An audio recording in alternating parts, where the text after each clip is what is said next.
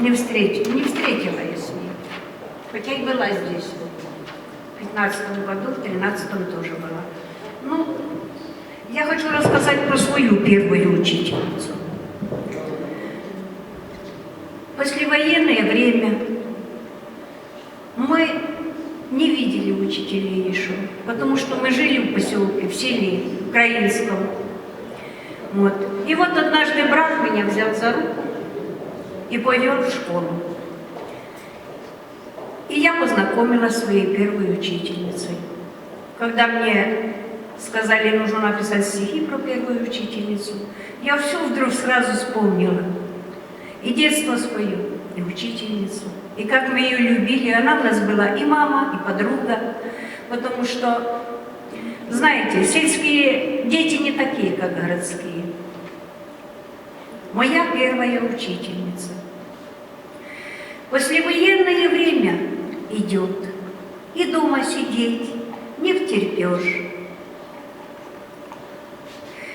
Иванушка в школу за руку ведет, то строгий, то добрый, его не поймешь.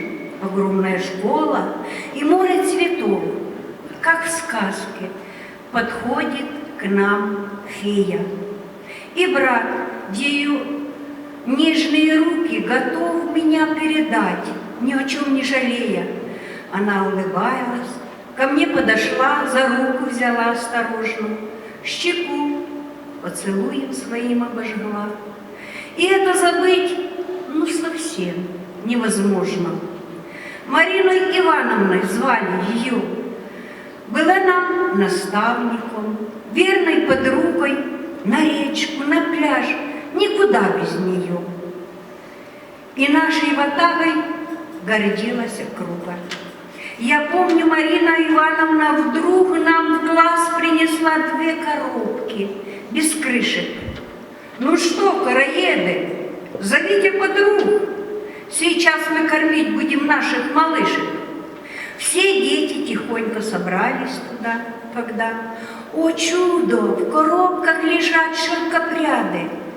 Лежат и жуют, пусть жуют, не беда, шелковицы и ветки носить будем рады. Когда снег упадет и замерзнет листва, гусень спрячет себя, замуруется в кокон, куклой зиму проспит, а весною летит разноцветной пургой ярких бабочек с окон. Так и мы разлетелись, как бабочки свет, бабочек свет, но в сердцах ее образ навеки остался. Как тот первый звонок и душистый букет невозможно забыть, как бы ты ни старался.